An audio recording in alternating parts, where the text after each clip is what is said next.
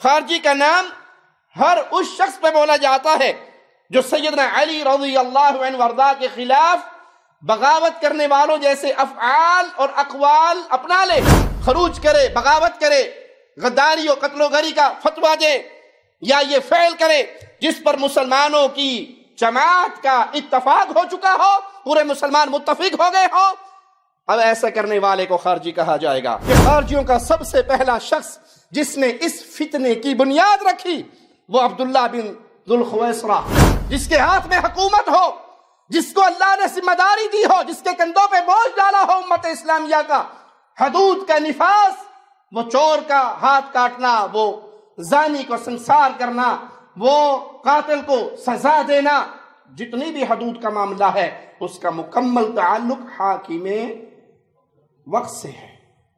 آپ کو اسلام اجازت دیتا ہے برائی کو دیکھو تو زبان سے روکو، ہاتھ سے روکنے کا حکم اس کو ہے جس کو امر ملا ہوا ہے، جس کو حکومت ملی ہوئی ہے، اس کا سوال بھی اس سے ہونا ہے، اس کی ذمہ داری بھی اس کے ذمہ ہے۔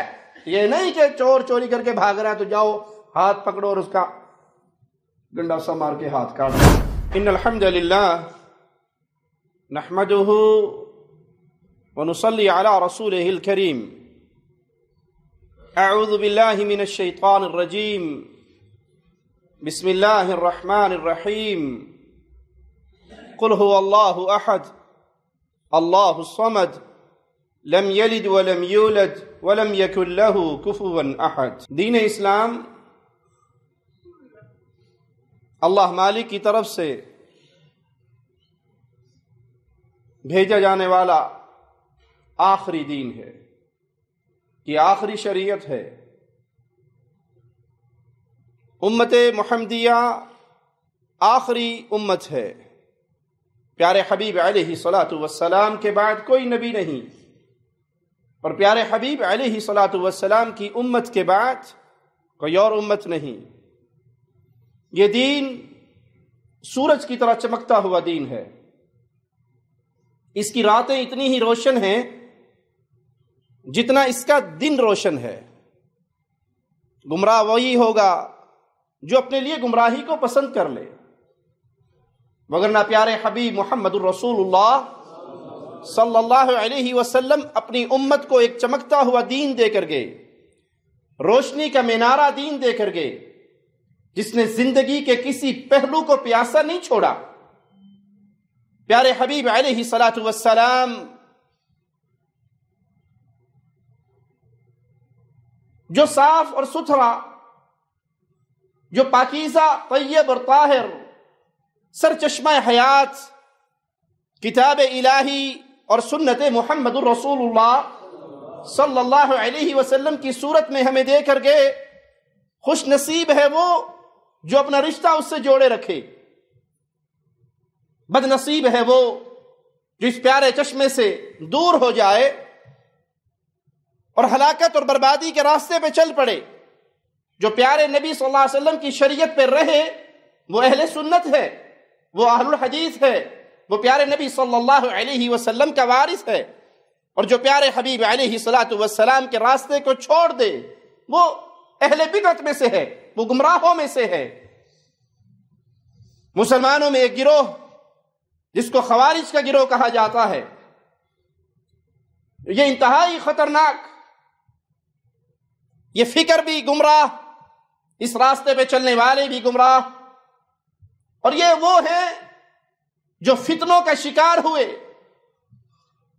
اگر ان کی اصل کی طرف لوٹیے تو بڑا پیارا واقعہ ہے ابن مسعود رضی اللہ عنہ وارضا کا۔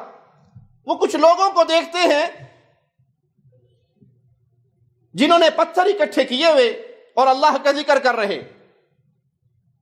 ابن مسعود کو کسی نے خبر دی رضی اللہ عنہ وارضا، تو ان کے پاس آئے اور کہا یہ کیا طریقہ ہے ذکر کرنے کا؟ ابھی تو رسول اللہ صلی اللہ علیہ وسلم کے وہ برتن نہیں ٹوٹے جن میں آپ کھانا کھایا کرتے تھے، تم نے ابھی سے دین کے اندر نئے کام کا اضافہ کر لیا۔ جواب میں وہ قوم کہتی ہے ابن مسعود ہم تو خیر کے متلاشی ہیں۔ کہا کتنے ہی وہ ہیں جو خیر کے متلاشی تو ہیں لیکن خیر کو پا نہیں سکتے۔ راوی بیان کرتا ہے کہ پھر یہی گروہ جنہوں نے سنت کے ہوتے ہوئے بدعت کے راستے کو کھولا تھا، میں نے دیکھا انہی کی اکثریت تھی جو خوارج کے ساتھ شامل ہو چکی تھی۔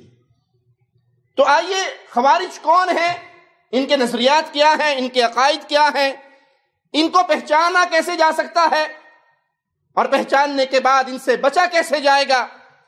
تو ہم خوارج کی تعریف کی طرف لوٹتے ہیں۔ علماء کے مختلف اقوال ہیں اس کے بارے میں۔ امام ابن قیم رحمہ اللہ خوارج کا تعارف کرواتے ہوئے فرماتے ہیں، خارجی کا نام ہر اس شخص پہ بولا جاتا ہے جو سیدنا علی رضی اللہ عنہ وارضاہ کے خلاف بغاوت کرنے والوں جیسے افعال اور اقوال اپنا لے، جنہوں نے سیدنا علی کی خلافت راشدہ کے خلاف خروج کیا، بغاوت کی، تلوار اٹھائی، میدان جنگ میں آئے، ان کے جو عقائد تھے، ان کے جو اقوال تھے، ان کے جو افعال تھے، قیامت تک جو ان کے راستے پہ چلے گا اس کے اوپر یہ خوارج کا لفظ بولا جائے گا۔ اسی طرح ہر وہ شخص جو قرآن و سنت کو فیصلہ کن شریعت اور قانون ماننے سے انکار کر دے، اپنی مرضی کی تعویلیں کرے، اپنی مرضی کے عقائد بنائے، اپنے پاس سے، اپنی گفتگو سے، اپنے نظریات سے کچھ ایسی چیزیں اخذ کرے جو شریعت محمدیہ میں نہیں ہے اور اس کو دین بنا لے، یعنی اپنا مرجع کتاب الہی کو، سنت مصطفیٰ کو صلی اللہ علیہ وسلم نہ سمجھے، تو یہ وہ ہیں جن کے عقائد میں سے ایک مشہور بات یہ ہے، کبیرہ گناہ کے ارتکاب کو خوارج کافر قرار دیتے ہیں۔ جو کبیرہ کا ارتکاب کر لے، خوارج کہتے ہیں یہ کافر ہو گئے، یہ مسلمان باقی نہ رہے۔ اور ظلم کرنے والا مسلمان حاکم، وہ مسلمان جو مومن ہے، وہ حاکم وقت جو مسلمان ہے، جو مومن ہے، جو موحد ہے، جو اہل توحید میں سے ہے، لیکن اس کے بعض افعال ظالمانہ ہیں، اس کے ظلم کے خلاف، اس کے خلاف بغاوت کرنے والے، بغاوت کا فتویٰ دینے والے، یہ خوارج کی موافقت کرے ہیں۔ اور جب یہ خوارج کی موافقت کرتے ہیں اقوال و افعال میں، تو ان کے اوپر بھی وہی لفظ فٹ آتا ہے، انہیں خارجی کہا جائے گا۔ علامہ ابو الفتح محمد عبد الکریم شہرستانی رحمہ اللہ خارجیوں کی ایک عام پہچان بیان کرتے ہوئے فرماتے ہیں، وہ مسلمان حکمران جس کی حکومت پہ ملت اسلامیہ اکٹھی ہو گئی ہو۔ ایک شخص نے حکومت حاصل کر لی، کسی بھی ذریعے سے وہ حکمران بن گئے، اب موحد ہے، اہل توحید میں سے ہے، شرک اکبر کا ارتکاب نہیں ہے، کفر بواح کا ارتکاب نہیں ہے، اور وہ شخص ایسا ہے کہ ملت اس پہ اکٹھی ہو چکی ہے، مسلمانوں کی اکثریت اسے اپنا امیر، اپنا بادشاہ مقرر کر چکی ہے، اب کوئی اس کے خلاف غداری کا فتویٰ دے، اس کے خلاف غداری کا حکم دے، اس کے خلاف ہنگامہ آرائی، قتل و غارت کی اجازت دے، اس کی شرعی عمارت پہ خروج سمجھا جائے گا، اس کا یہ فعل اور یہی خوارج کی نشانی ہے۔ اب یہ خروج کسی بھی مسلمان حکمران کے خلاف ہو، جو اہل ایمان میں سے ہے، اہل توحید میں سے ہے، اس کے خلاف، کسی بھی دور کے مسلمان کے خلاف بغاوت کا فتویٰ دینے والے، کسی بھی دور کے مسلمان حکمران کے خلاف ہنگامہ آرائی، خروج، ہڑتالیں اور اس کی اطاعت سے نکلنے کا اعلان کرنے والے، وہ وجہ جس کی وجہ سے اس کے خروج، اس کی اطاعت سے نکل رہے ہیں، وہ کفر بواح نہیں ہے، وہ شرک اکبر نہیں ہے، بلکہ وہ کچھ مظالم ہیں یا کبیرہ گناہ ہے، ان کی بنیاد پہ کوئی خروج کرتا ہے تو یہ وہی فہم ہے، یہ وہی فکر ہے جو خوارج نے اپنایا تھا۔ مزید فرماتے ہیں کہ ہر وہ شخص جو امیر المسلمین کے خلاف خروج کرے، بغاوت کرے، غداری و قتل و غری کا فتویٰ دے، یا یہ فعل کرے جس پر مسلمانوں کی جماعت کا اتفاق ہو چکا ہو، پورے مسلمان متفق ہو گئے ہو، اب ایسا کرنے والے کو خارجی کہا جائے گا، چاہے یہ خروج صحابہ کے دور میں ہو، یا خلفاء کے دور میں ہو، یا ائمۃ المسلمین کے خلاف ہو، تابعین کے زمانے میں ہو، یا آج تک کے دور کے کسی بھی مومن مسلمان حکمران کے خلاف ہو۔ علامہ ابن حجر رحمہ اللہ خوارج کی پہچان کرواتے فرماتے ہیں، خوارج وہ لوگ ہیں جنہوں نے سیدنا علی رضی اللہ عنہ وارضاہ کہ خلیفۃ المسلمین منتخب ہونے پر کھلم کھلا انکار کیا، اور وہ سیدنا علی، آپ کی اولاد سیدنا عثمان ان سے مکمل الگ ہو گئے اور انہوں نے ان تمام اصحاب سے جنگ کی۔ مزید فرماتے ہیں خوارج سے مراد خارجیوں کی جماعت ہے، یعنی ایک بڑا سرکش قسم کا گروہ۔ یہ اہل بدعات کی ایک جماعت تھی جن کا یہ نام دین حنیف اور مسلمانوں کے سب سے بہتر لوگوں پر بغاوت کرنے کی بنا پہ رکھا گیا۔ مسلمانوں کی سب سے پیاری جماعت صحابہ کی جماعت، تو خوارج نے سب سے پہلے صحابہ کی جماعت کے خلاف بغاوت کی، ان کے خلاف تلوار میدان میں لے کر آئے، مقابلے پہ اترے، میدان جنگ گرم کی، تو یہ ان کو خوارج کہا گیا کیونکہ مسلمانوں کی سب سے بہترین جماعت کے خلاف بغاوت کی۔ دکتور ناصر عبد الکریم حافظہ اللہ فرماتے ہیں خوارج وہ لوگ ہوتے ہیں جو کبیرہ گناہوں کی بنا پر اہل ایمان کو کافر شمار کریں۔ کسی شخص سے کبیرہ گناہ ہو گیا، کبیرہ گناہ اللہ کی مشیت کے تحت ہے، اللہ چاہے اسے معاف کرے اور چاہے تو اس کو عذاب دے، لیکن کبیرہ کا ارتکاب کرنے والا ہمیشہ کی جہنم میں نہیں چلے گا۔ کبیرہ کا ارتکاب کرنے والا ہمیشہ کی دوزخ کا ٹھکانہ اس کو نہیں ملنے والا، وہ اللہ کی رحمت پا کے جنت میں چلا جائے یا گناہ کی سزا پا کے جنت میں چلا جائے، جنت میں ضرور جائے گا۔ اس کے برعکس شرک اکبر کرنے والا، کفر بواح کرنے والا، وہ ایسا انسان ہے جو ہمیشہ کی جہنم کا حقدار ہے۔ لیکن خوارج اہل سنت کے عقیدے کے برخلاف ان لوگوں کو جن سے کبیرہ کا ارتکاب ہوا کفر کا فتویٰ لگاتے اور ہمیشہ کا جہنمی قرار دیتے اور عوام پر ظلم و ستم کرنے والے مسلمان مومن حاکم کے خلاف بغاوت اور سرکشی کرتے۔ معلوم ہوا کہ خوارج وہ لوگ ہیں جو اپنی ابتدا میں جنگ صفین کے موقع پر امیر المؤمنین سیدنا علی رضی اللہ عنہ وارضاہ کی طرف سے صلح کے لیے جانبین سے مقرر شدہ حکم کو قبول اور منظور کر لینے کے بعد ان کے خلاف بغاوت اور سرکشی کی۔ جنگ ہوئی، دونوں طرف سے حکم مقرر ہوئے، فیصلہ کرنے والے، سیدنا علی نے اس کو قبول کر لیا، سیدنا امیر معاویہ نے اس کو قبول کر لیا، تو ایک گروہ شیعان علی کا الگ ہوا اور اس نے کہا آپ نے اللہ کے کو چھوڑ کر مخلوق کو حکم مقرر کیا، لہذا نعوذ باللہ آپ بھی کافر ہو گئے، سیدنا امیر المومنین علی بھی کافر ہو گئے، معاویہ بھی کافر ہو گئے، حکم بننے والے بھی کافر ہو گئے اور ان سے الگ ہو کے ان کے خلاف جنگ و جدال شروع کیا۔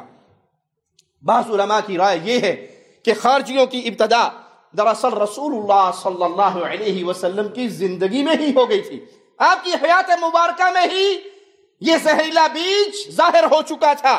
صحیح بخاری میں سیدنا ابو سعید رضی اللہ عنہ وارضاہ سے روایت ہے، فرماتے ہیں سیدنا علی نے یمن سے، جب سیدنا علی یمن کے گورنر مقرر تھے، یمن سے کچھ سونا پیارے رسول صلی اللہ علیہ وسلم کی خدمت میں بھیجا۔ آپ نے 4 اشخاص پہ اس سونے کو تقسیم کر دیا، تو ایک شخص کھڑا ہوا اور کہنے لگا کہ اس سونے کے زیادہ حقدار تو ہم تھے، جن میں بانٹا گیا یہ ناانصافی ہوئی، اس کے اصل حقدار ہم تھے۔ جب رسول اللہ صلی اللہ علیہ وسلم کو یہ خبر پہنچی تو پیارے حبیب علیہ الصلوۃ والسلام نے فرمایا الا تأمنونی وانا امین من فی السماء، وہ جو آسمانوں میں ہے اس کی طرف سے میرے پاس خبریں آتی ہیں، اس نے مجھے امین مقرر کیا ہے، وہ ساری امانت صباح و مساء میرے اوپر اللہ کی طرف سے وحی کا نزول ہوتا ہے، میں تو آسمان والے کی باتوں کا امین ہوں، تم مجھے امین نہیں سمجھتے؟ پیارے حبیب علیہ الصلوۃ والسلام یہ بات کہہ رہے، ایک شخص کھڑا ہوتا ہے جس کی آنکھیں اندر دھسی ہوئی تھی، رخسار ابرے ہوئے تھے، پیشانی ابری ہوئی تھی، گھنی داڑھی تھی، سر مونڈا ہوا تھا، تہبند اٹھائے ہوئے تھا، کھڑا ہو کر کہنے لگا یا رسول اللہ صلی اللہ علیہ وسلم اتق اللہ، اے اللہ کے نبی اللہ سے ڈرے۔ فقال ویلک، پیارے حبیب علیہ السلام نے فرمایا تیرے لیے بربادی ہو، ویل ہو۔ اولست احق اہل الارض ان یتقی اللہ، کیا میں زمین والوں میں سب سے زیادہ اس بات کا حقدار نہیں کہ سب سے زیادہ اللہ سے ڈرنے والا میں ہوں؟ تو مجھے کہہ رہا ہے اللہ سے ڈرو؟ مجھ سے زیادہ اللہ سے ڈرنے والا کون ہے؟ میں سب سے زیادہ اللہ کو جاننے والا، پہچاننے والا اور سب سے زیادہ اللہ کا ڈر رکھنے والا، افسوس تجھ پر۔ یہ بات کہہ کے وہ چلا گیا، جانے لگا تو سیدنا خالد بن ولید وہ کہنے لگے یا رسول اللہ صلی اللہ علیہ وسلم الا اضرب عنقہ، اس کی گردن نہ مار دوں، اسے قتل نہ کر دوں؟ یہ آپ کے ساتھ زبان درازی کر کے گیا ہے، آپ کی شان میں گستاخی کر کے گیا ہے، مجھے چھوڑیے، اجازت دیجیے میں اس کی گردن مار دوں۔ فقال، پیارے حبیب کی رحمت و بھرے جملے سنیے، لا لعلہ ان یکون یصلی، نہیں خالد اس کو قتل نہ کرو، ہو سکتا ہے یہ نماز پڑھتا ہو۔ پیارے نبی کی گستاخی کر کے جا رہا ہے لیکن بچا ہوا ہے، زندہ ہے، کیوں؟ کہ ہو سکتا ہے یہ، بولو، نماز پڑھتا ہو۔ اگرچہ دل میں نفاق ہو لیکن ظاہراً انسان نمازی ہو تو یہ نماز اتنی قیمتی دولت ہے کہ اس کا خون مسلمانوں پہ بظاہر حرام ہو جاتا ہے۔ اور جو سچے دل والا ہو اور وہ نماز نہ پڑھے، اور جو سچے دل سے نماز پڑھ لے، یہ نماز اسے کیا کچھ دلوا دے گی۔ یہاں اتنی زبان درازی کے باوجود وہ قتل ہونے سے بچ رہا ہے۔ رکاوٹ کیا آئی؟ نمازی ہے۔ اور اگر سچے دل سے انسان نماز پڑھے تو پیارے حبیب صلی اللہ علیہ وسلم فرماتے ہیں نمازی کا حال ایسے ہے جیسے کسی کے گھر کے سامنے نہر بہتی ہو، وہ دن میں 5 مرتبہ بھی نہا لے، اس پانی سے نہر میں غوطہ لگا لے، جسم پہ کوئی میل بچے گا؟ نہیں بچے گا۔ جو 5 وقت اللہ کے گھر میں آ کے جھک جاتا ہے اس کے کھاتے میں گناہ نہیں بچتا۔ خالد اس کو چھوڑ دو، ہو سکتا ہے یہ نماز پڑھتا ہو۔ سیدنا خالد کہنے لگے وَكَمْ مِن مُصَلٍّ يَقُولُ بِلِسَانِهِ مَا لَيْسَ فِي قَلْبِهِ، کتنے ہی نمازی ایسے ہیں جو زبان سے جو کہتے ہیں وہ ان کے دل میں نہیں ہوتا۔ زبان سے کہہ رہا ہے، زبان سے نماز کے اوراد پڑھ رہا ہے، لیکن اس کا دل کا حال وہ نہیں ہے جو نمازی کا ہوتا ہے۔ فقال رسول اللہ صلی اللہ علیہ وسلم انی لم اعمر، مجھے اللہ نے یہ حکم نہیں دیا، مجھے یہ آرڈر نہیں ہوا کہ میں دلوں کو چاک کر کے دیکھوں، ولا اشق بطونہم، نہ ان کے پیٹ پھاڑ کے دیکھوں۔ دل کا معاملہ دل والے کے ساتھ ہے، وہ رب کے حوالے ہے۔ مجھے ظاہری حکم لگانے کا اللہ کی طرف سے امر ہے، اگر یہ دلی طور پہ مسلمان نہیں ہے یا اس کے دل میں کچھ اور ہے، مجھے جو حکم دیا گیا ہے وہ ظاہر کا حکم دیا گیا ہے، دل کا نہیں۔ راوی بیان کرتا ہے پھر رسول اللہ صلی اللہ علیہ وسلم نے اس منافق کی طرف دیکھا جو پیٹ پھیر کر جا رہا تھا، آپ نے فرمایا اس کی نسل سے ایسی قوم نکلے گی، اس کی نسل سے ایسی قوم نکلے گی جو کتاب اللہ کی تلاوت بڑی خوش الحانی کے ساتھ کرے گی، قرآن بڑا پیار سے پڑھیں گے، بڑی لے سے پڑھیں گے، لیکن حال کیا ہوگا؟ یتلون کتاب اللہ، وہ قرآن پڑھنے والے لا یجاوز حناجرہم، وہ قرآن ان کے حلق سے نیچے نہیں اترے گا۔ وہ قرآن جو رنگ دکھاتا ہے وہ رنگ ان کے اوپر نظر نہیں آئے گا۔ قرآن کا رنگ ہوتا ہے قرآن پڑھنے والا، اللہ کے کلام سے جڑنے والا، اللہ کے کلام کو اپنے سینے میں رکھنے والا، اللہ کے کلام کو سمجھنے والا، اس کا رنگ ہوتا ہے، اس کے چہرے پہ نور ہوتا ہے، اس کی زندگی میں انقلاب ہوتا ہے۔ اس سے گناہ ہو جائے تو وہ یہ کلام الہی کی تلاوت اس کو پرسکون نہیں رہنے دیتی، وہ روتا ہے، اللہ سے معافی مانگتا ہے، نمازوں میں جھکتا ہے، اللہ کو راضی کرتا ہے۔ وہ جب قرآن کی تلاوت کرتا ہے وہ یہ لذت محسوس کرتا ہے گویا اس کی رب سے بات ہو رہی ہے۔ لیکن یہ قرآن پڑھیں گے، ان کے حلق سے نیچے نہیں اترے گا، اس کا رنگ نظر نہیں آئے گا، اس کی لذت ان کی زندگی میں نہیں ہوگی۔ قرآن پڑھنے سے جو انقلاب آتا ہے وہ انقلاب نہیں ہوگا۔ اگر قرآن کو سمجھ کے پڑھا جائے، قرآن کی لذت دل میں اترے، قرآن کو پڑھنے والا اس کو سمجھے، صرف دنیا میں تبدیلیاں نہیں ہوتی، آخرت میں تو جو کچھ ملنا ہے وہ تو بہت کچھ ہے، اس کی لذت اللہ اس دنیا کے اندر بھی عطا فرماتا ہے۔ صحابی قرآن پڑھ رہے، صحابی تلاوت کر رہے، گھوڑا بدک رہا، قرآن کی تلاوت روک دیتے، گھوڑا پرسکون ہو جاتا، پھر پڑھنا شروع کرتے، گھوڑا پھر اچھلنے لگ جاتا۔ قریب گئے گھوڑے کے، بچہ ساتھ لیٹا ہوا تھا، ڈر گئے کہیں یہ اچھلتے ہوئے بچے کو مسل نہ دے، تو کیا دیکھتے ہیں کہ آسمان پہ ایک نور، روشنی نظر آتی ہے۔ صبح پیارے حبیب علیہ الصلوۃ والسلام کو فرمایا، قصہ سنایا، عرض کی، آقا نے فرمایا میرے صحابی تیری آواز کو سننے کے لیے کلام الہی جو پڑھ رہا تھا آسمان سے رب کے فرشتے آئے ہوئے تھے۔ بیڑا غرق ہو اس موبائل کا اور فیس بک کا، جس نے ہمارے ہاتھوں سے کلام الہی کو ہی چھین لیا۔ کبھی وقت ہوتا تھا تو انسان قرآن لے کے بیٹھتا تھا، قرآن حکیم کے نسخے کو کھولتا تھا، اپنے اپنے دل میں جھانک کے دیکھیں۔ اب ٹائم ملتے سب سے پہلے کیا کرتے ہیں؟ موبائل ہاتھ میں لیتے ہیں۔ خالد ابن ولید اللہ کے کلام کو لیتے سینے سے لگاتے اور رونے لگ جاتے اور کہتے مجھے معاف کرنا، کثرت جہاد کی وجہ سے تجھے پڑھنے کا موقع نہیں ملتا، تجھے پڑھنے کا ٹائم نہیں ملتا، کثرت جہاد کی وجہ سے۔ ہم کیا کہتے ہیں؟ وہ کیا کہتے ہیں؟ جہاد کی وجہ سے تجھے کم پڑھ سکتا ہوں، اور ہم کیا کہتے ہیں؟ جوال کی وجہ سے پڑھنا نصیب ہی نہیں ہوتا۔ صرف گردن ہلانے سے فائدہ نہیں ہوگا، روح نکلتے ہی یہ A7، یہ گلیکسی، یہ نوٹ 5، یہ سب یہیں پہ، ہاں ابھی لاش قبر میں نہیں جائے گی، بیٹے پہلے ہی چوکے جائے ابا جی میں جان لگے پہلے ہی دے گے سب۔ انہیں کیا سی پتر مرد ہی تیرا ہو جائے گا، میں تے ختم نہ ڈکن ڈیا پیو مرے گا کدو تاکہ نواں موبائل قابو کرا۔ یہ لڑائی پہلے ہی ہو جائے گی، آپ کے دفن ہونے سے پہلے ہی۔ یہ موبائل میرا تھا، یہ میرا تھا۔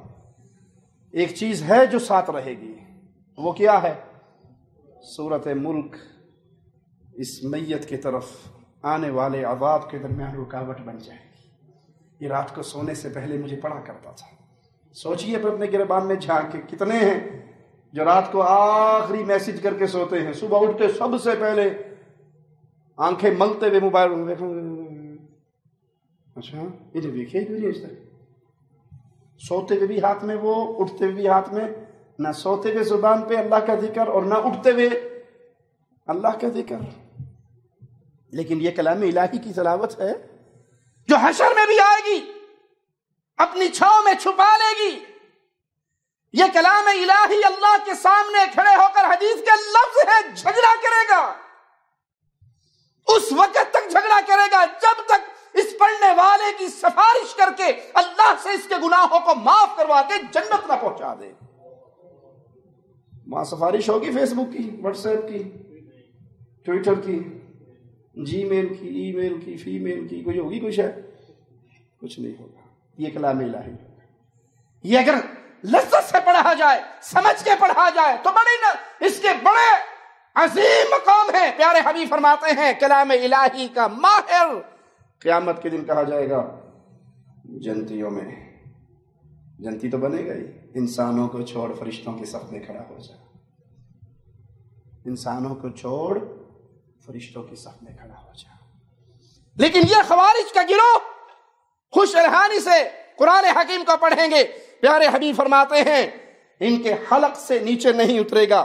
یمرقون من الدین کما یمرق السهم من الرمیہ، یہ دین سے ایسے نکل جائیں گے، دین سے ایسے نکلیں گے جیسے تیز تیر شکار والے جانور کے جسم کو پار کر جاتا ہے۔ دین سے کوئی تعلق نہ رہے گا، جیسے تیر جانور کے اندر سے نکل جاتا ہے شکاری جانور کے، اسی طرح یہ خوارج کا گروہ دین اسلام سے نکل جائیں گے۔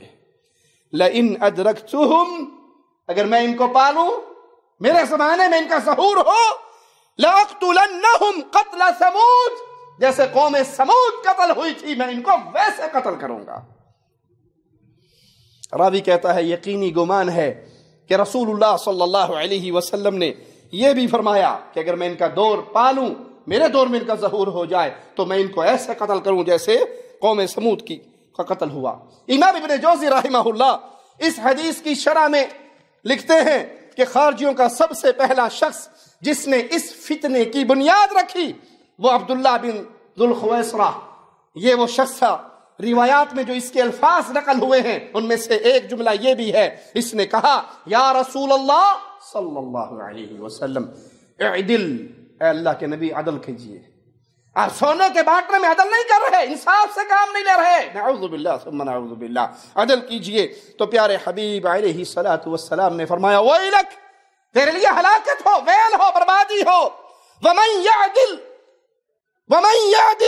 اذا لم اعدل، اگر میں نے عدل نہ کیا تو دنیا میں اور کون ہے عدل کرنے والا؟ اگر انصاف کے دامن کو میں نے چھوڑ دیا تو پھر مجھ سے بڑا کون ہے، مجھ سے بہتر کون ہے، مجھ سے اچھا کون ہے؟ یہ خوارج کی بنیاد رکھنے والا، اس فتنے کا بیج بونے والا یہ وہ شخص تھا۔ آئیے خوارج کی حقیقت سمجھنے کے لیے اور ان کی مذمت میں پیارے حبیب علیہ الصلوۃ والسلام کے بیان کردہ فرامین کو سنیں۔ صحیح بخاری و مسلم میں سیدنا ابو سلمہ اور سیدنا عطاء ان سے روایت ہے، وہ فرماتے انہما اتیا ابا سعید الخدری رضی اللہ عنہ وارضاہ، کہ ہم دونوں ابو سعید کے پاس آئے اور ہم نے آ کے سوال کیا عن الحروریہ، کہ آپ حروریہ کے بارے میں کچھ جانتے ہیں؟ پیارے نبی صلی اللہ علیہ وسلم سے آپ نے کچھ سنا؟ هل سمعت رسول اللہ صلی اللہ علیہ وسلم یذکرها، پیارے نبی نے اس گروہ کا ذکر کیا ہو؟ قال لا ادری من الحروریہ، انہوں نے کہا میں تو اس گروہ کو نہیں جانتا، ولکنی سمعت رسول اللہ صلی اللہ علیہ وسلم، لیکن میں نے رسول اللہ صلی اللہ علیہ وسلم کو یہ کہتے ہوئے سنا یخرج فی هذه الامہ ولم یقل منها۔ پیارے حبیب علیہ السلام فرماتے ہیں میں نے یہ فرماتے ہوئے اللہ کے نبی صلی اللہ علیہ وسلم کو سنا کہ میری اس امت میں سے ایک قوم نکلے گی، آپ نے یہ نہیں فرمایا کہ یہ قوم اس امت اسلامیہ میں سے ہوگی، بلکہ یہ فرمایا اس امت میں سے قوم نکلے گی جیسے تیر شکار میں سے نکلتا ہے، وہ امت سے نکل کے الگ ہو جائے گی، اور وہ ہوں گے کیسے؟ قوم تحقرون صلاتکم مع صلاتہم، تم اپنی نماز کو جب دیکھو گے اور ان کی نماز کے ساتھ مقابلہ کرو گے تو اپنی نماز تمہیں حقیر اور ہلکی لگے گی۔ بہت لمبی نمازیں پڑھنے والے، بہت زیادہ قرآن کی تلاوت کرنے والے، فَيَقْرَؤُونَ الْقُرْآنَ لَا يُجَاوِزُ حُلُوقَهُمْ، قرآن پڑھیں گے ان کے حلق سے نیچے نہیں اترے گا، اس کا وہ فہم نہیں لیں گے جو رسول کریم صلی اللہ علیہ وسلم نے لیا اور صحابہ کو دیا، اس کا اثر نہیں ہوگا ان کے اوپر۔ لمبی نمازیں پڑھنے والے لیکن قرآن ان کے حلق سے نیچے نہیں اترے گا، او حناجرہم، وہ ان کے گلوں سے نیچے نہیں اترے گا۔ حالت کیا ہوگی؟ ان کی حقیقت کیا ہے؟ ان کی حیثیت کیا ہے اسلام میں؟ یمرقون من الدین مروق السہم من الرمیہ، وہ دین سے ایسے نکل جائیں گے جیسے تیر پھینکا جائے اور وہ شکار کے اندر سے نکل جاتا ہے۔ شکاری اس تیر کو اٹھاتا ہے، اس کے پھل کو دیکھتا ہے، اس کے پر کو دیکھتا ہے، اس کے آخری کنارے پہ غور کرتا ہے کہ میں نے آخر مارا، تیر لگا، شکار نیچے گرا، لیکن اس پہ تو خون کا کوئی نشان نہیں ہے، اتنی تیزی سے نکلے گا کہ خون کا نشان بھی اس پہ نہیں ہوگا۔ امام بخاری سیدنا اسید بن عمر کی روایت نقل کرتے ہیں، وہ فرماتے ہیں قلت لسہل بن حنیف هل سمعت النبی صلی اللہ علیہ وسلم یقول فی الخوارج شیئا، میں نے سیدنا سہل سے پوچھا کہ آپ نے رسول اللہ صلی اللہ علیہ وسلم سے خوارج کے حوالے سے کچھ سنا؟ قال سمعته یقول، میں نے پیارے حبیب علیہ الصلوۃ والسلام کو یہ فرماتے ہوئے سنا، وَأَهْوَى بِيَدِهِ قِبَلَ الْعِرَاقِ، پیارے نبی صلی اللہ علیہ وسلم فرما رہے ہیں اور اپنے ہاتھ کے اشارے سے عراق کی طرف اشارہ کر رہے ہیں، اور فرمایا کیا پیارے حبیب علیہ السلام نے یخرج منہ قوم یقرؤون القرآن لا یجاوز تراقیہم، پیارے حبیب علیہ السلام عراق کی طرف اشارہ کرتے ہوئے فرما رہے ہیں کہ قوم یہاں سے نکلنے والی ہے، عراق سے قوم نکلنے والی ہے جو قرآن پڑھیں گے لیکن وہ قرآن حکیم ان کے حلقوں سے نیچے نہیں اترے گا۔ یمرقون من الاسلام مروق السہم من الرمیہ، وہ اسلام سے ایسے نکلیں گے جیسے تیر شکار میں سے نکل جاتا ہے۔ صحیح بخاری حدیث نمبر 6930 سنیے، سیدنا علی فرماتے ہیں رضی اللہ عنہ وارضاہ، وَإِنِّي سَمِعْتُ رَسُولَ اللَّهِ صلی اللہ علیہ وسلم یقول، میں نے پیارے حبیب جناب محمد الرسول اللہ صلی اللہ علیہ وسلم کو یہ فرماتے ہوئے سنا، سَيَخْرُجُ قَوْمٌ فِي آخِرِ الزَّمَانِ أَحْدَاثُ الْأَسْنَانِ سُفَهَاءُ الْأَحْلَامِ یقولون من خیر قول البریہ. پیارے حبیب علیہ الصلوۃ والسلام نے فرمایا آخری زمانہ قریب ہے، آخری زمانہ قریب ہے جب ایسے لوگ مسلمانوں میں ظاہر ہوں گے جو نو عمر، کم عمر کے بیوقوف ہوں گے، ان کی عقلوں میں فطور ہوگا، ظاہر میں تمام انسانوں کے کلام میں سے جو سب سے بہتر ہے وہ پڑھیں گے اور اس کلام کو کہیں گے، لیکن حالت کیا ہوگی ان کے ایمان کی؟ ایمان ان کے دل میں کتنا اترا ہوا ہوگا؟ لا یجاوز ایمانہم حناجرہم. ان کا ایمان، پہلے ذکر کیا تھا کہ قرآن کی تلاوت ان کے دل میں نہیں اترے گی، ان کے حلق سے نیچے نہیں آئے گی. اور یہاں پیارے حبیب لذت ایمان سے ان کو محروم کرتے ہوئے کیا فرماتے ہیں؟ لا یجاوز ایمانہم حناجرہم.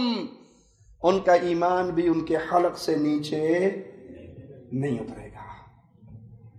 ایمان سے محروم، عمریں چھوٹی، عقل میں کچے، عقل میں فطور. اور وہ حقیقت کیا ہوگی؟ یمرقون من الاسلام کما یمرق السهم من الرمیہ. اسلام سے ایسے نکلیں گے جیسے تیر شکار میں سے نکلتا ہے. فَأَيْنَمَا لَقِيتُمُوهُمْ فَاقْتُلُوهُمْ. تم انہیں جہاں بھی پاؤ، تم انہیں جہاں بھی پاؤ انہیں قتل کر دو. فَإِنَّ فِي قَتْلِهِمْ أَجْرًا. کیونکہ ان کے قتل کرنے میں ثواب ہے، اجر ہے. لمن قتلهم یوم القیامہ. جو ان کو قتل کرے گا وہ قیامت کے دن اجر و ثواب پائے گا.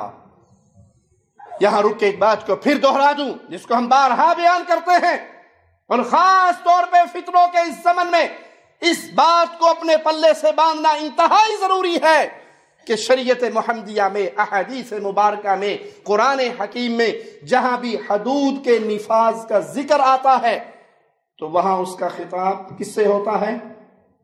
حاکم وقت سے، جس کے ہاتھ میں ڈنڈا ہو، جس کے ہاتھ میں حکومت ہو، جس کو اللہ نے ذمہ داری دی ہو، جس کے کندھوں پہ بوجھ ڈالا ہو امت اسلامیہ کا. حدود کا نفاذ، وہ چور کا ہاتھ کاٹنا، وہ زانی کو سنسار کرنا، وہ قاتل کو سزا دینا، جتنی بھی حدود کا معاملہ ہے اس کا مکمل تعلق حاکم وقت سے ہے. آپ کو اسلام اجازت دیتا ہے برائی کو دیکھو تو زبان سے روکو. ہاتھ سے روکنے کا حکم اس کو ہے جس کو امر ملا ہوا ہے، جس کو حکومت ملی ہوئی ہے. اس کا سوال بھی اس سے ہونا ہے، اس کی ذمہ داری بھی اس کے ذمہ ہے. یہ نہیں کہ چور چوری کر کے بھاگ رہا ہے تو جاؤ ہاتھ پکڑو اور اس کا گنڈا سا مار کے ہاتھ کاٹ دو. یہ غلط ہے، یہ باطل ہے. یہاں اس کا خطاب انہی سے ہوگا جن کو اللہ نے یہ انعام دیا ہے، اکرام دیا ہے، جن کے کندھوں پہ یہ ذمہ داری ڈالی گئی ہے، وہی اس کے مسئول ہیں، وہی اس کے ذمہ دار. عوام کے لیے اپنی زبان سے تبلیغ کرے، اور اگر وہ ماجرا خاص ہو حاکم وقت سے، کوئی برائی حاکم وقت میں دیکھے تو اس کے لیے بھی اسلام تعلیم یہ دیتا ہے، منہج سلف تعلیم یہ دیتا ہے کہ اس کو نصیحت کی جائے سری طور پہ، منبر پہ نہیں. منبر پہ کھڑے ہو کے اس کی پگڑی نہ اچھالی جائے، بلکہ اس کو نصیحت کی جائے، اس کو جا کے ملا جائے، اس کو خط لکھا جائے، اس کو نصیحت کی جائے، اس تک پیغام پہنچایا جائے. آپ نے یہ نصیحت کر لی، اپنا حق ادا کر لیا، آپ کے اوپر ذمہ داری ادا ہوگی. اب ذمہ داری اس کے کندھے پہ ہے، آپ کی گردن سے جس کے کندھے پہ یہ منتقل ہوئی ہے. یہاں کو یہ معنی نہ نکلے جیسے ہم سناتے ہیں نبی صلی اللہ علیہ وسلم نے پکی قبریں توڑنے کا حکم دیا، کوئی اٹھے اور جا کے مزاروں کو توڑنا شروع کر دے تو فتنے کا دروازہ کھولے گا. آپ کے پاس طاقت ہی نہیں ہے. کسی کی پکی قبر توڑو گے آپ کو بعد میں پورا مزار بنا کے دینا پڑے گا، کیونکہ حکومت آپ کے ہاتھ میں نہیں، طاقت آپ کے ہاتھ میں نہیں. تو جہاں نفاذ کا ماجرا آتا ہے وہاں اس کا خطاب حاکم وقت سے ہے، مسئول سے ہے، جس کے پاس ذمہ داری ہے وہ اس سے ہے. صحیح مسلم میں سیدنا ابو ذر رضی اللہ عنہ وارضاہ سے روایت ہے، رسول اللہ صلی اللہ علیہ وسلم نے فرمایا ان بعدی من امتی او سیکون بعدی من امتی، میرے بعد میری امت سے، یا فرمایا ان قریب ہوگی میرے بعد میری امت میں سے وہ قوم جو قرآن پڑھیں گے مگر قرآن ان کے حلقوں سے نیچے نہیں اترے گا. یخرجون من الدین کما یخرج السهم من الرمیہ، وہ اسلام سے ایسے نکلیں گے جیسے تیر شکار سے نکلتا ہے. ثم لا يعودون فیہ، پھر وہ واپس نہیں آئیں گے. جب وہ اس بیماری کے شکار ہو گئے، اس فتنے کا شکار ہو گئے، خوارج کے اس منہج پہ چل پڑے، تو نتیجہ کیا نکلے گا؟ ثم لا يعودون فيه، پھر وہ اس کی طرف لوٹ کے نہیں آئیں گے، دین حنیف کی طرف نہیں آئیں گے، بلکہ اسی فتنے کا شکار رہیں گے۔ ہم شر الخلق والخلیقہ، وہ ساری مخلوق میں سے بدتر لوگ ہیں، وہ ساری مخلوق میں سے بدتر لوگ ہیں۔ اب خوارج کا ایک منہج ہے، خوارج کے عقائد ہیں، خوارج کے نظریات ہیں، خوارج کے اقوال ہیں، خوارج کے افعال ہیں۔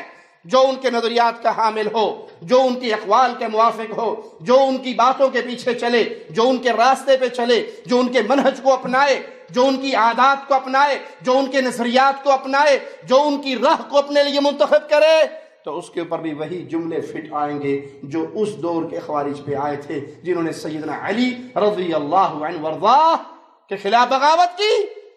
ان کو صحابہ نے سمجھایا، صحابہ نے جا کے ان سے مناظرے کیے، ان کی اشکالات کو دور کیا۔ تو یہ بھی ایک طریقہ ہے کہ اگر آپ کسی ایسے شخص کو پاتے ہیں جس کا منہج اہل سنت کا منہج نہیں، سلف کا منہج نہیں، تو اس کو نصیحت کی جائے، انفرادی ملاقات کی جائے، اس کو پیار اور محبت سے سمجھایا جائے، اس کو دین حنیف کی طرف واپس لانے کی کوشش کی جائے، اس کو دھکا نہ مارا جائے، فتوے لگا کے ممبر پہ اس کے ساتھ جھگڑے نہ کیے جائیں، بلکہ انفرادی ملاقات سے جتنا فائدہ ہوتا ہے اتنا فائدہ دعوت کے اندر کسی اور اسلوب کو اپنانے سے شاید نہ ہوتا ہو۔ انفرادی ملاقات کیجیے، آپ کو پتہ لگے یہ شخص اس راستے پہ نہیں ہے جو راستہ ہمیں محمد الرسول اللہ صلی اللہ علیہ وسلم نے دیا ہے۔ آپ اس سے تعلق بنائیں، دوستی بنائیں، اس کو کھانا کھلائیں، اس کو ہدیہ دیں، اس کو تحفہ دیں، اس کو اپنے گھر بلائیں، اس کی بیماری میں، اس کے غم میں، اس کی پریشانی میں، اس کے دکھ میں شریک ہو، اور پھر اس کو تبلیغ کریں۔ تو کیا خیال ہے، بسر ہوگا نہیں ہوگا؟ یہ غریب ملکوں میں آپ دیکھتے ہیں، غریب علاقوں میں آپ دیکھتے ہیں کہ باطل اور گمراہ فرقے بڑی تیزی سے اپنے نظریات پھیلاتے ہیں۔ ہم سنتے ہیں فلاں جگہ پہ اتنے لوگ قادیانی ہو گئے، فلاں جگہ پہ اتنے لوگ آغا خانی ہو گئے، فلاں جگہ پہ اتنے لوگ فلاں ہو گئے، فلاں جگہ پہ یہ ہو گیا۔ عیسائیت بھی انہی افریقہ کے ملکوں میں، غریبوں میں، اس کی کیا وجہ ہے؟ یہ غریب علاقوں کا انتخاب گمراہ لوگ کیوں کرتے ہیں؟ اس لیے کہ وہاں کے لوگ روٹی کھانے سے تنگ ہوتے ہیں، یہ پہلے ان کا پیٹ بھرتے ہیں اور پھر ان کو سبق پڑھاتے ہیں۔ تو جب پیٹ خالی ہو پھر کوئی پٹی پڑھاؤ تو وہ اندر جاتی، کسی کا پیٹ بھر دو، کسی کی مصیبت میں ان کے مددگار بن جو، اب آپ جو بھی کہو گے وہ مان لے گا۔ اسی لیے رسول اللہ صلی اللہ علیہ وسلم کی ایک بڑی پیاری دعا ہے، اللہم انی اعوذ بک من الکفر والفقر۔ آپ نے دونوں چیزوں کو اکٹھا بیان کیا ہے، اللہم انی اعوذ بک من الکفر والفقر، اللہ تیری پناہ میں آتا ہوں کفر سے اور فقر سے، بھوک سے، فقیری سے، غربت سے۔ تو یہ گمراہ لوگ ان علاقوں کو منتخب کرتے ہیں جہاں فقر ہو، جہاں غربت ہو، پھر ان کو کھلاتے ہیں، پلاتے ہیں، اسکول کھولتے ہیں، ہسپتال بناتے ہیں، اور پھر اس کے بعد اس تک دعوت پہنچاتے ہیں۔ وہ گمراہ کی دعوت ہو، وہ بربادی کی دعوت ہو، لیکن آپ نے ان کی حاجت پوری کر دی، اب دل ان کا آپ کی طرف مائل ہو گیا۔ پنجاب کے ایک علاقے کا ایک واقعہ ایک بھائی نے سنایا کہ ہم ایک علاقے سے گزر رہے تو وہاں قبر پرستوں کی ایک مسجد تھی، جس مسجد میں کولر لگا ہوا تھا، بجلی والا، پانی والا کولر۔ تو اس کا ایک دوست تھا جو اسی فرقے سے تعلق رکھتا تھا، یہ اہل توحید تھا۔ میں بڑے عرصے سے اس کو دعوت تو دے رہا تھا، سمجھا تو رہا تھا، تبلیغ تو کر رہا تھا، لیکن کبھی کوئی بات مان لیتا، کبھی اڑ جاتا۔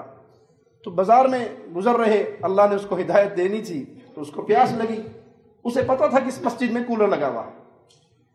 اس نے کہا بھائی آؤ ذرا پانی پی لیں۔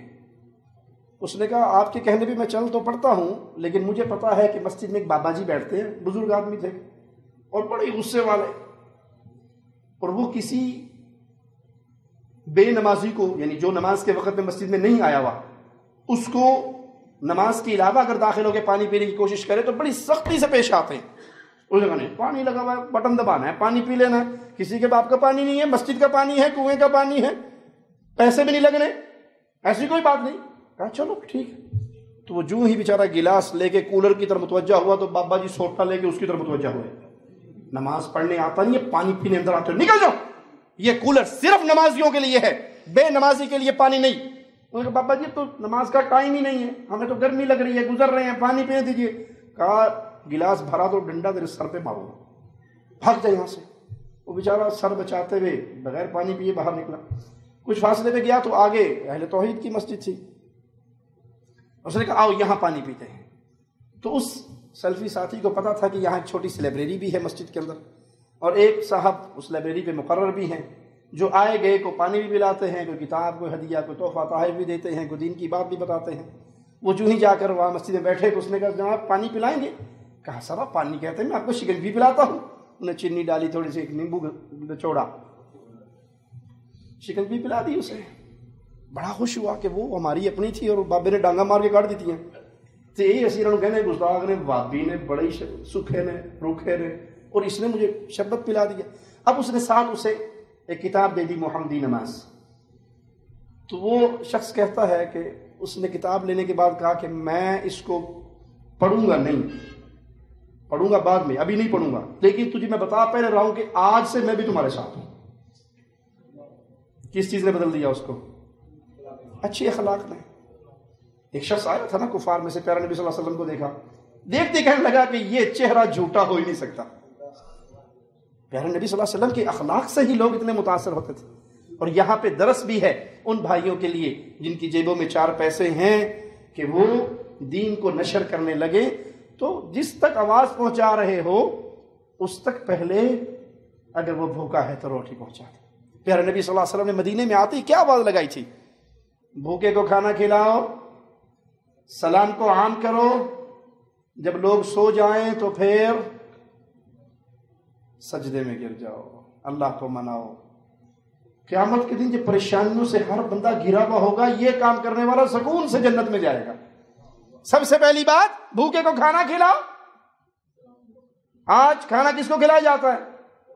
بڑی دوستی والے کو، بڑے قریبی کو، اور بھوکا مانگ بھی لے، انگل جا بابا اگلے بوئے تے جا، ساڑی اپنی گھر دی پوری نہیں پہنی، تو منگل واسطے ہو آ گیا۔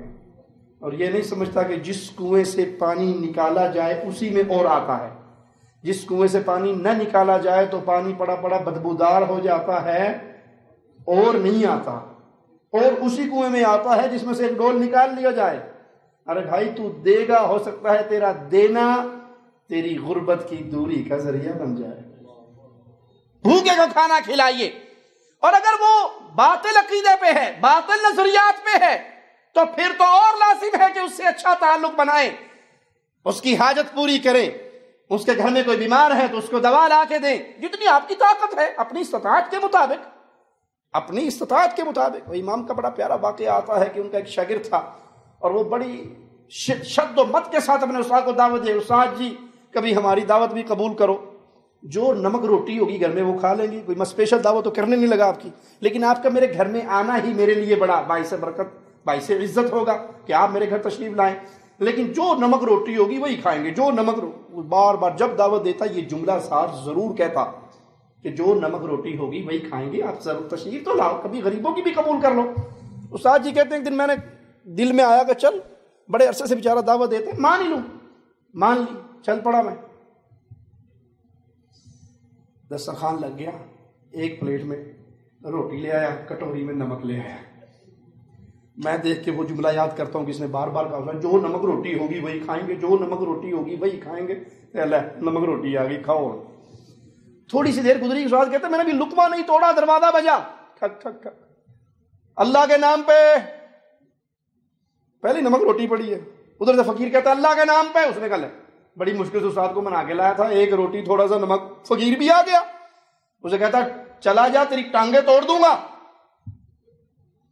تو اس کے استاد نے کہا فقیر بھائی چلا جا، اللہ کی قسم اس سے زیادہ سچا بندہ میں نے کوئی نہیں دیکھا، یہ جیڑی گل کردا ہے پوری کردا ہے۔ انہیں مینوں مہینیاں تو نمک روٹی دا لارا لایا سی، نمک روٹی رکھی میرے اگے، اب اس نے کہا نا ٹانگیں توڑ دوں گا، یہ توڑ دے گا، تو چلا جا، اس سے زیادہ سچا بندہ میں نے نہیں دیکھا۔ جو آپ کی استطاعت ہے وہ استطاعت کے مطابق دیجئے، کھلائیے، پھر اس تک کلام الہی پہنچائیے، پھر اس تک پیارے حبیب علیہ الصلوۃ والسلام کا پیغام پہنچائیے، تو اللہ کی رحمت ہوگی، یہ ایک راستہ ہوگا۔ اور یہ ہمیں دلیل کہاں سے ملتی ہے؟ پیارے نبی صلی اللہ علیہ وسلم کی پیاری زندگی سے۔ کیا آپ نے کفار مکہ کو گھر نہیں بلایا؟ کیا ان کو دودھ نہیں پلایا؟ کیا دعوت دینے سے پہلے ان کی تواضع نہیں کی؟ یہ اسلوب محمدی ہے۔ اللہ سے دعا ہے اللہ ہمارے گناہوں کو معاف فرمائے، اللہ ہماری سیاہکاریوں کو معاف فرمائے، اللہ ہمیں زندہ رکھے، ایمان پہ رکھے، اللہ ہمیں موت دے تو اس حال میں دے اللہ ہم سے راضی ہو، ہم اپنے اللہ سے راضی ہوں۔ اللہ ہمیں موت دے تو اس حال میں دے کہ ہم سلف کے منہج پہ چلنے والے ہوں، صحابہ کرام کے راستے پہ چلنے والے ہوں، خوارج کے فتنوں سے اپنے دامن کو بچانے والے ہوں۔ کوئی آپ کو کوئی بات جتنی مرضی سمجھائے اسے سوال کریں کہ یہ بات ہمیں صحابہ کے اقوال سے دکھاؤ، پیارے نبی صلی اللہ علیہ وسلم کے اس جملے کو صحابہ نے کیسے سمجھا۔ ہمارے لیے یہ دین سمجھنا لازم ہے۔ فہم سلف میں ابو بکر، عمر، عثمان و علی نے کیسے سمجھا، بدر والوں نے کیسے سمجھا، جیسے انہوں نے سمجھا ویسے سمجھنے کا اللہ نے ہمیں حکم دیا ہے۔ یہ اہل ایمان کا راستہ ہے۔ اللہ اسی پہ زندہ رکھے اور اسی پہ موت عطا فرمائے۔ اقول قولی ھذا واستغفر اللہ لی ولکم ولسائر المسلمین استغفروہ انہ هو الغفور۔ ہر لمحہ قرآن اور سنت کا ترجمان، فضیلت الشیخ توصیف الرحمان۔